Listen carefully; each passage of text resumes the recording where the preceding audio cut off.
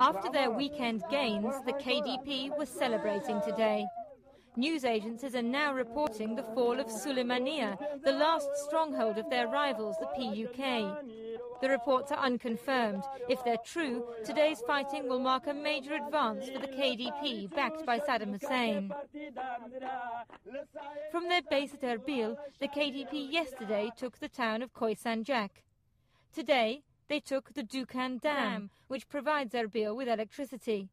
If they have taken Sulaymaniyah, the US may reluctantly have to get involved again. US fighter aircraft remain on standby, but with the Western alliance against Iraq so shaky, the Americans have so far resisted further action. They've been calling this fighting civil war. I would still like to do more to help the Kurds, but frankly, if you want for the fighting to be ended, the leaders of the various factions are going to have to be willing to go back to the peace table and talk it through. The KDP is pushing its advantage, but the US says that the Iraqi army is not at the moment fighting alongside its new allies.